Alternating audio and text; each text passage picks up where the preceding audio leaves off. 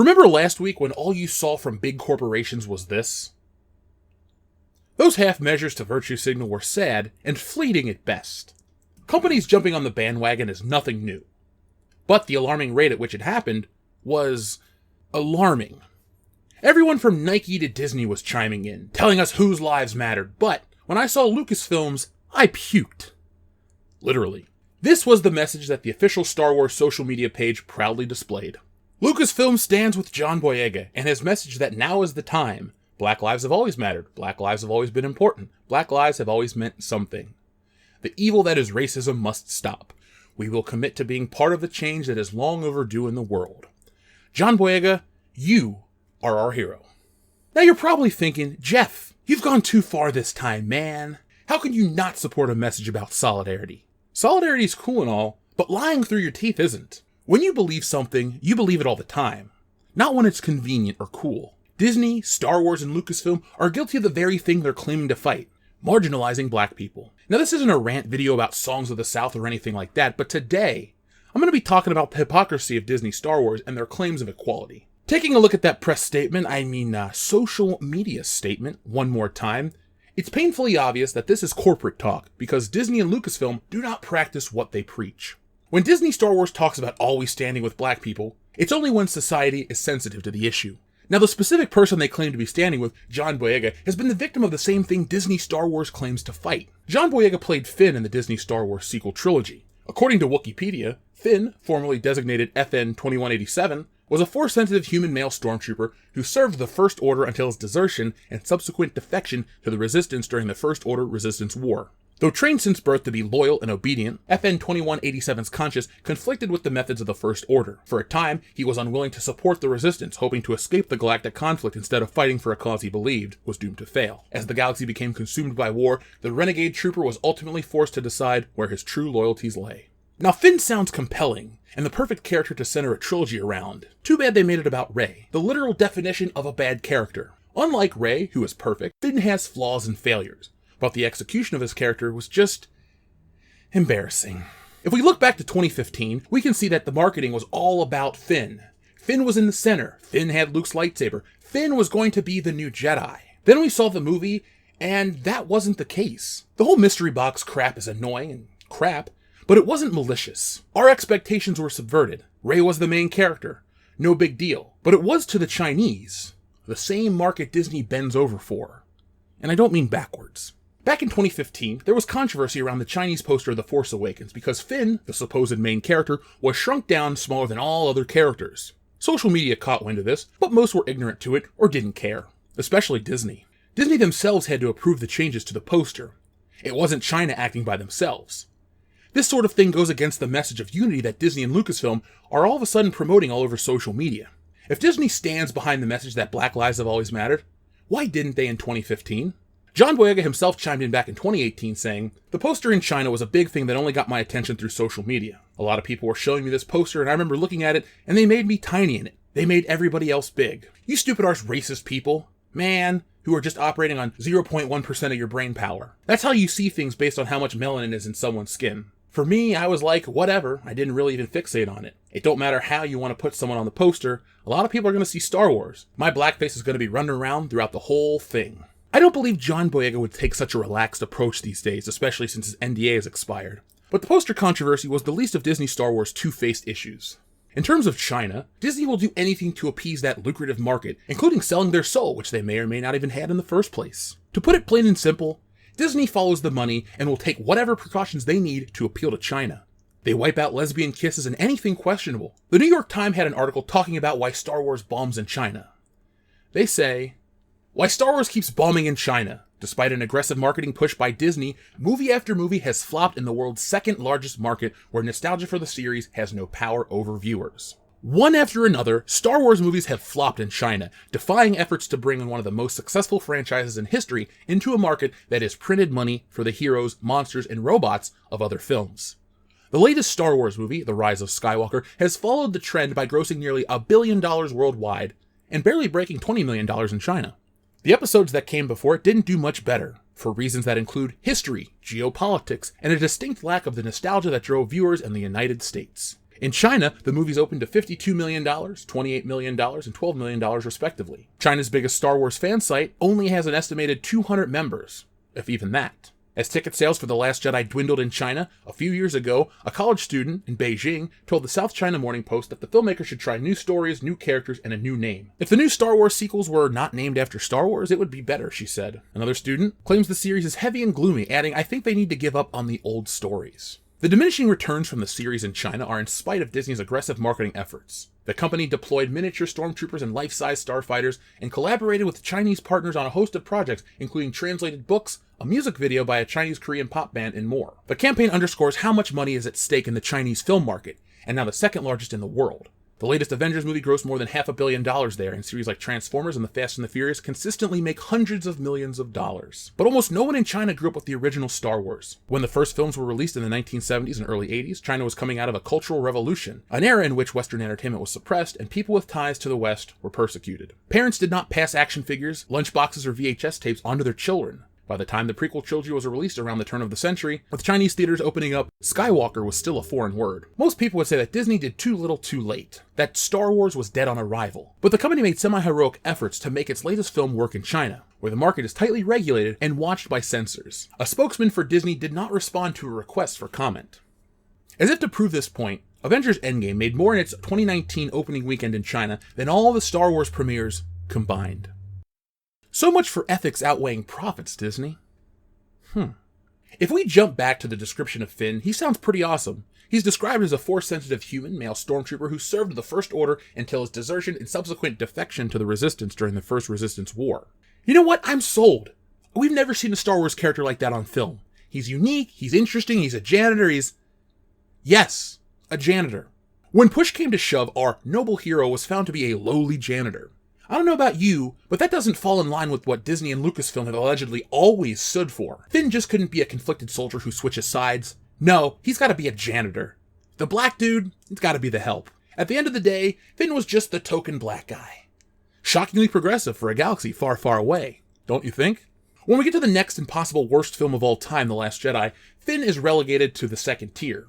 He's no longer as important as Rey. He's stuck palling around with Rose Tico, another terrible character, who just so happens to be a minority too. Coincidence?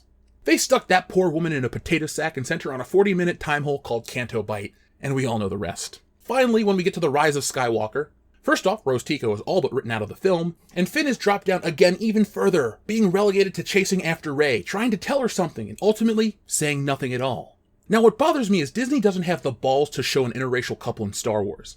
They just couldn't have Rey and Finn end up together.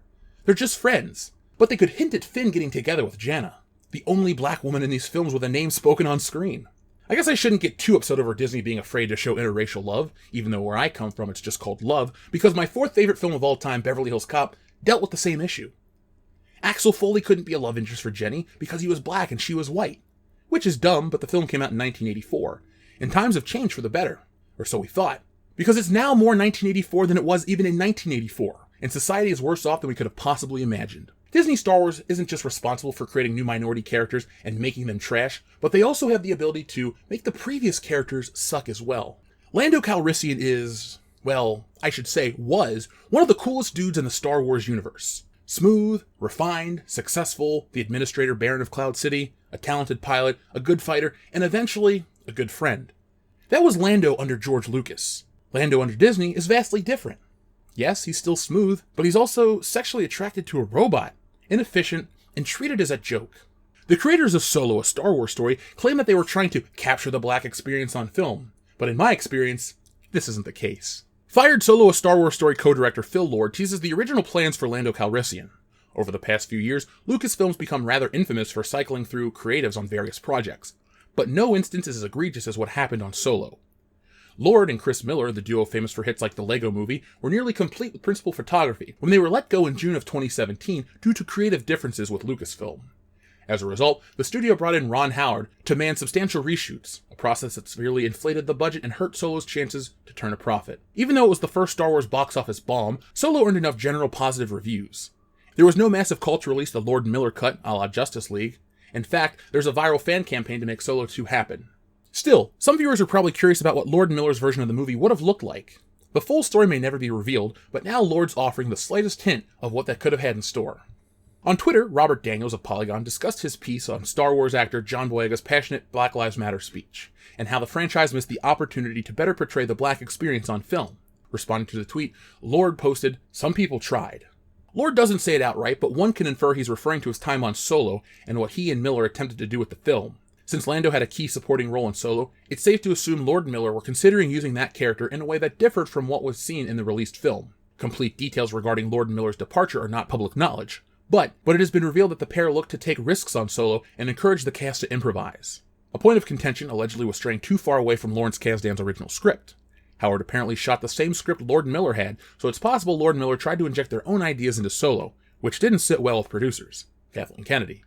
Lord stopped short of saying how exactly some people tried, so what those ideas might have been remains a mystery. If Disney booted Lord and Miller because they strayed too far from the script, that means that all this talk of Lando's sexuality comes directly from Disney, and I'm not reading into it either. Lando Calrissian is now a pansexual, and here's official confirmation. Star Wars writer confirms Donald Glover's character is pansexual in Solo. Last week, Solo a Star Wars story writer Jonathan Kasdan confirmed to the Huffington Post that Donald Glover's character, Lando Calrissian, is pansexual.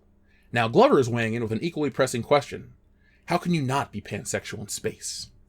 Although Glover's co-star Amelia Clarke, Alden Ehrenreich, and Paul Bettany seemed surprised when Entertainment Weekly confronted them with Lando's pansexuality in a recently taped interview, the Lando actor was all for it, saying, "There's so many things to have sex with. I mean, serious. I didn't think that was weird. Yeah, he's coming on to everybody. I mean, yeah, whatever. He's like having a 70s swing. Yeah. It just didn't seem weird to me. Because I feel like if you're in space, it's kind of like the door is open. Like, not only guys or girls, it's anything. This is the thing. Literally a blob. Are you a man or woman? Like, who cares? Have a good time out there." Since the beginning of the Star Wars saga, we've always wondered whether LGBTQ characters existed in George Lucas's galaxy far, far away. Did we?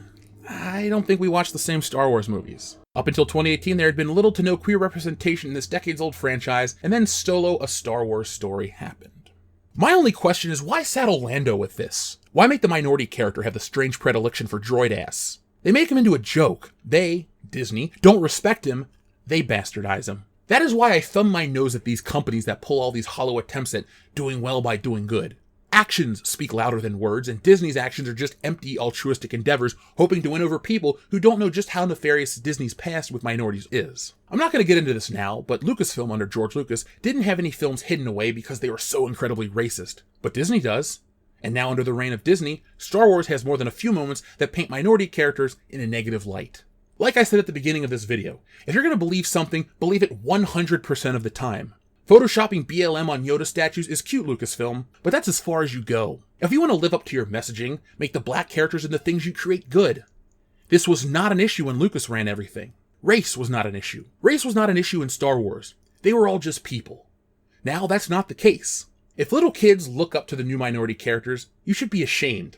They're not inspiring, they're perverts, janitors, or suffer from an identity crisis. You spent 5 years making white women the center of your universe, and it's not stopping anytime soon. I mean, just look at the poster for the new Star Wars X-Wing game. Who is this lady? Now, this is the second game in a row where they're pushing a generic white lady to be the protagonist, and all but one of their films has the same generic white woman lead. Talk about diversity, but everyone of color is just a pawn in your game of politics, Disney.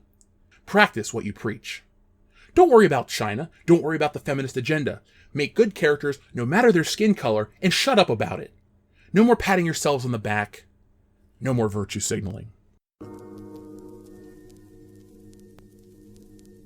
So that's it for today, folks. What do you think of this situation? Do you think these hollow attempts from Hollywood are surprising? I'm not, but they're also very infuriating. When I see things like that, I get mad, not because I'm against unity in society. No, I think everybody's cool. I end every video with be excellent to each other. But at the same time, you have a company telling you one thing and doing the exact opposite with their work. There was nothing in society that didn't allow them to make Finn a more compelling character, a more efficient character, if you will. Those were creative choices they made. J.J. Abrams was all high on, let's have the black guy in the trailer, let's do this, let's do that, but then the movie came out, and that wasn't the case. And the further we get, well, he's an afterthought, if anything at best. So, I think Finn is the real victim of the Disney Star Wars trilogy, a character that could have been the absolute greatest, but turned out to be the absolute biggest joke. So folks, thank you for watching this video today. I hope you enjoyed it. Be on the lookout for more content. This week we're going to be covering The Last of Us 2. We're going to be covering all sorts of things. So make sure you guys have your bell notification turned on to all, and make sure you subscribe to this channel if you're new and you just found us. So if you are, welcome. So folks, I'm going to head out. I got some stuff to do, and I got some surprise things to make for the channel. So I'm going to go, but I'm going to ask the same thing I always do. Go out into the world and be excellent to each other.